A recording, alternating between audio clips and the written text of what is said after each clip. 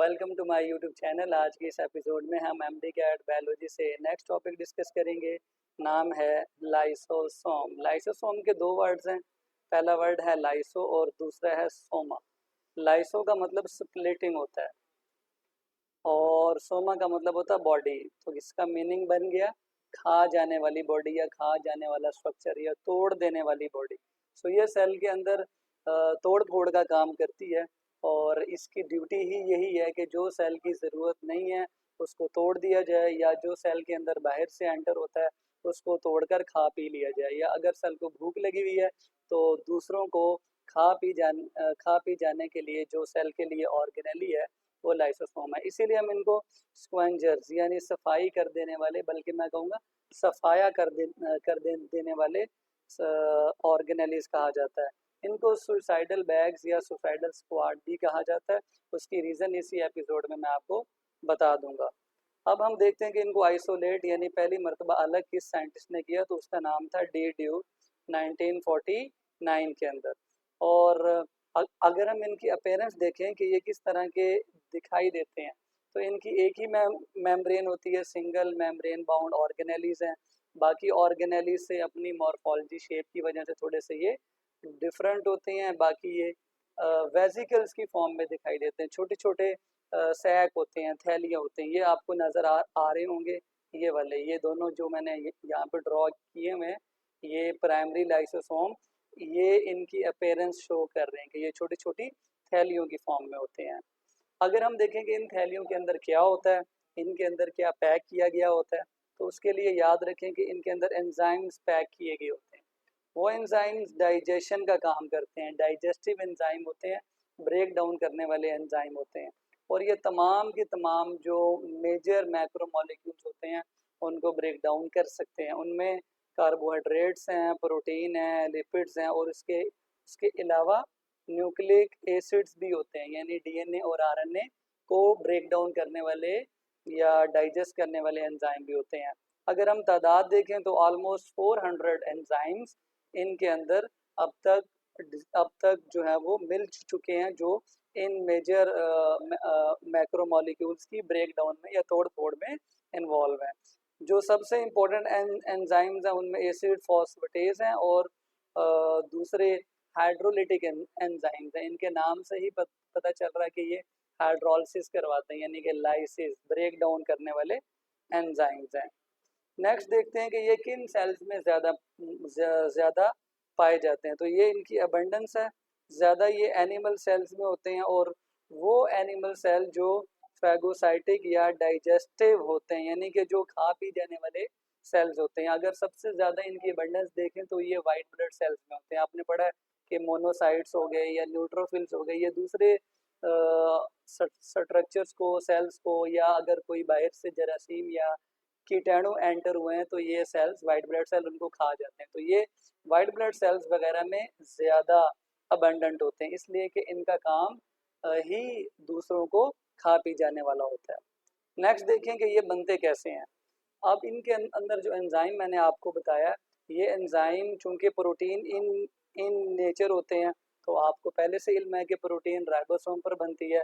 सो ये राइबोसोम्स वाले जो एंडोप्लाज्मिक रेटिक्यूलम होते हैं वहाँ से बनकर आते हैं। उस वक्त तक प्रोटीन इनएक्टिव होती है। आपको पता है कि जब नई नई प्रोटीन बनती है तो उसका प्राइमरी स्ट्रक्चर होता है, तब वो इनएक्टिव होती है और उसमें भी मॉडिफिकेशंस भी करनी होती हैं। ये काम फिर गोल्जी करता है। तो गोल्जी तक पहुंचने के लिए इनको ट्रांसपोर्ट किया जाएगा बाय ट्रांसपोर्ट वेजिकल, इनको कॉरियर किया जाएगा, और जब ये गोल्जी तक पहुंचेंगे तो गोल्जी में इन एंजाइम्स को एक्टिवेट कर दिया जाएगा। अगर उनका स्ट्रक्चर है तो वो मॉडिफाई कर दिया जाएगा, कोई एडिशनल ग्रुप ऐड करना है तो वो कर दिया जाएगा, जो हम पहले ही गोल्जी वाले टॉपिक में पढ़ चुके हैं। फिर गोल्जी से ये बर्ड ऑफ होंगे, यानी कि वेजिकल्स की फॉर्म में रिलीज होंगे। अगर आप डायग्राम में देखें तो ये हमारे पास रफ एंडोप्लाज्मिक रेटिक्यूलम है। यहाँ से ये स्मूथ एंडोप्लाज्मिक रेटिक्यूलम के जरिए बर्ड ऑफ होते हैं। ये टीवी है, टीवी का मीनिंग होता है ट्रांसपोर्ट वेजिकल। इसके अंदर वो एंजाइम मौजूद है, रेड रेड वाले, ये जो इसके अंदर आपको नजर आ रहे हैं। ये अब गोल्जी के पास जा रहे हैं। ये जो थैले हैं यानी वेजिकल्स हैं, गोल्जी के पास ये एंजाइम को हैंड ओवर कर देंगे। एंजाइम गोल्जी के अंदर पैक शेक होगा, मुकम्मल होगा, कंप्लीट होगा, फिनिशिंग होगी उसकी। और दूसरी साइड से ये देखें, ये जो नए बर्ड्स निकले हैं, फ्रेश जो बर्ड्स हैं, ये अब प्राइमरी लाइसोसोम कंसिडर होंगे। सो ये जो फॉर्मेशन आपको बताई है, this is the formation of primary lysosome. ये लास्ट पे लिखा भी हुआ है कि ये प्राइमरी लाइसोसोम है। ये जो गोल्जी वेसिकल्स निकले हैं, स्क्रिटरी वेसिकल निकले, इनको प्राइमरी लाइसोसोम कहते हैं। अभी इन्होंने खा पी जाने वाला या तोड़ फोड़ करने वाला काम शुरू नहीं किया। जब तक काम शुरू नहीं किया हुआ होता तब तक इनको प्राइमरी कहते हैं। इसके बाद सेकेंडरी लाइसोसोम बनते हैं। सेकेंडरी लाइसोसोम उन लाइसोसोम को कहते हैं जो अपना काम कर रहे होते हैं, यानी ब्रेक डाउन वाला काम कर रहे होते हैं। सो ध्यान से देखें, यहाँ पर एक आपको फूड की फूड की एंट्री दिखाई दी है। जब फूड एंटर होता है तो फूड वैक्यूल बनता है। एफ वी का मतलब होता है फूड वैक्यूल। अगर ये एंडोसाइटोसिस से एंटर हुआ तो इसको हम एंडोसोम भी कहते हैं, फैगोसाइटोसिस भी होता है तो फैगोसोम कहते हैं। जैसे ही एंट्री हुई ना फूड की, लाइसोसोम जो यहाँ पर बने हैं, ये देखें, ये लाइसोसोम है। इसने फौरन देख लिया फूड की एंट्री को और फूड पर हमला कर दिया। जैसे ही फूड पर हमला किया तो ये देखें, आपको फूड वैक्यूल के साथ प्राइमरी लाइसोसोम जाके फ्यूज हो गया, यानी उसको जप्फी डाल दी और उसके बाद इसने डाइजेशन स्टार्ट कर दी। अब आप फूड के पार्टिकल को देखें, छोटे छोटे ब्लू कलर के पार्टिकल हो चुके हैं, यानी डाइजेशन हो चुकी हुई है। और किसने की है? प्राइमरी लाइसोसोम में जो रेड कलर के एंजाइम थे उन्होंने की है। इसको हम कहते हैं सेकेंडरी लाइसोसोम। तो ये जो तरीक़ेकार है सेकेंडरी लाइसोसोम बनने का, इससे डाइजेस्टिव वैक्यूल बनता है, डीवी। नीचे अगर आपने इक्वेशन देखनी है तो ये देखें, फूड वैक्यूल जो कि एंटर हुआ बाहर से, प्लस प्राइमरी लाइसोसोम, वो लाइसोसोम जिसने हमला कर दिया था फूड वैक्यूल पे, दोनों फ्यूज होते हैं और क्या बनता है? Digestive vacuole. ये digestive vacuole secondary lysosome consider होता है। इसलिए कि इसमें क्या चल रही है? इसमें ये देखें, डाइजेशन चल रही है। दूसरा तरीका भी होता है सेकेंडरी लाइसोसोम बनने का, वो ये होता है कि अगर सेल अपने ही ओल्ड जो ऑर्गेनेलीज होते हैं, सपोज ओल्ड माइटोकॉन्ड्रिया हो गए जो अभी बेकार हैं, जो काम नहीं कर रहे। माइटोकॉन्ड्रिया का काम है एनर्जी बनाना होता है, अभी आप इतनी एनर्जी यूज़ ही नहीं कर रहे, तो बहुत सारे ऐसे माइटोकॉन्ड्रिया जो यूज़लेस हैं, सो उनको भी ब्रेक डाउन करने के लिए, उनका भी सफाया करने के लिए लाइसोसोम इस्तेमाल होंगे। सो ये माइटोकॉन्ड्रिया सबसे पहले पैक होगा, पैक करने के लिए एंडोप्लाज्मिक रेटिकुलम की मेम्ब्रेन टूटकर माइटोकॉन्ड्रिया को लपेट लेगी। अब ये माइटोकॉन्ड्रिया पैक होने के बाद इसको फ़ौरन प्राइमरी लाइसोसोम हमला कर देगा। जब हमला कर देगा तो देखें, प्राइमरी लाइसोसोम और वो पैक हुआ माइटोकॉन्ड्रिया फ्यूज़ हो गए हैं। सो जब दोनों की मेम्ब्रेन फ्यूज़ होगी तो फिर से क्या बनेगा? अगेन सेकेंडरी लाइसोसोम बनेगा। इस तरह के सेकेंडरी लाइसोसोम को ऑटोफैगोसोम कहते हैं। आप नीचे इसकी वो देख सकते हैं इक्वेशन के, old worn out part of cell जो होता है, जब उस पर प्राइमरी लाइसोसोम अटैक करता है तो ऑटोफैगोसोम बनता है।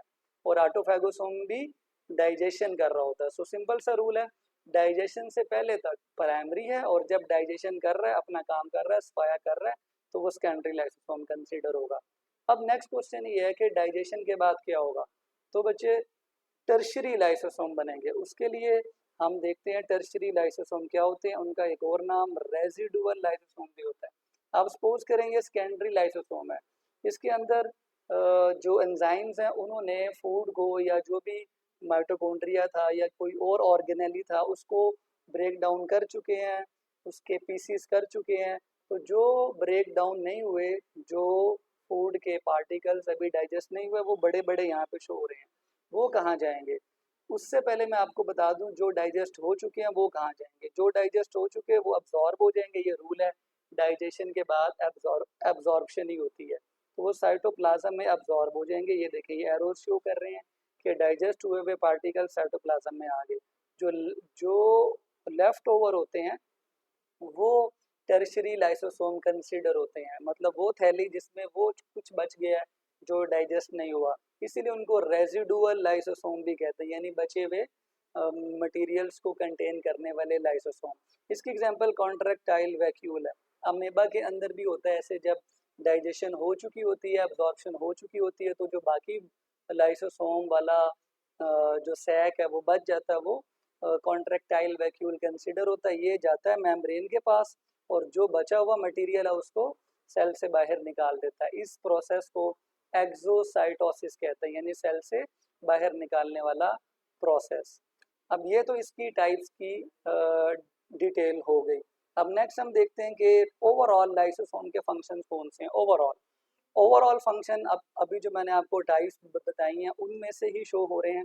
पहला फंक्शन फैगोसाइटोसिस से जो एंट्री होती है किसी भी फूड की उसको डाइजेस्ट करना, ईटिंग प्रोसेस ऑफ सेल में हेल्प करके सेल के अंदर होने वाली डाइजेशन को कंप्लीट करना। नेक्स्ट ऑटोफैगी, वो जो सेल ने अपने ही ऑर्गेनेलिस खा लिए हैं उसको हम सेल्फ ईटिंग भी कहते हैं, ऑटो अपने ही ऑर्गेनेलिस खा जाने का प्रोसेस भी कहते हैं। इससे सेल रिसाइकल या रीन्यूअल होता है। ये आमतौर पर तब होता है जब सेल को भूख लगी होती है या जब सेल के अंदर ऐसे पार्ट्स होते हैं जो कि ज़रूरत के नहीं होते, जैसे हमारे घर में रोटियां या इस तरह की चीज़ें जो अभी ज़रूरत की नहीं है, बहुत दिन पुरानी हो चुकी हैं, हम उनको बेचकर पापड़ भी खा लेते हैं। तो स्टारवेशन या समटाइम रूटीन प्रोसेस में भी ऐसे होता है। स्टारवेशन में उस वक्त होगा जब भूख लगी होगी और कोई चीज़ खाने के लिए आ नहीं रही होगी, कोई एंट्री नहीं कर रहा होगा फूड, तो हमला किस पे करे, तो सेल का लाइसोसोम अपने ही ऑर्गेनेलिस पे हमला करता है। नेक्स्ट फंक्शन इसका सेल की डीजनरेशन यानी सेल्स की थोड़ा डेवलपमेंट में जिन स्ट्रक्चर्स की डेवलपमेंट में ज़रूरत नहीं होती उनको तोड़ देना, उनको ख़त्म कर देना हो तो वो भी लाइसोसोम करेगा। ये एक ऑटोलाइसिस के प्रोसेस से होता है। लाइसिस मीन तोड़ देना, यानी अपने ही स्ट्रक्चर्स को तोड़ देना। ये ऑर्गन्स को तोड़ना है, ना कि ऑर्गेनेलिस को। इसमें जो सेल डेथ होती है वो प्रोग्राम्ड होती है, पूरे सेल को मौत के घाट उतारना होता है लाइसोसोम ने। लाइसोसोम क्या करता है, जाके बर्स्ट कर देता है, क्योंकि लाइसोसोम में बहुत सारे एंजाइम होते हैं, तो जब वो फटता है तो वो एंजाइम तेज़ी से सेल के अंदर फैलते हैं और पूरे सेल को तबाह व बर्बाद कर देते हैं।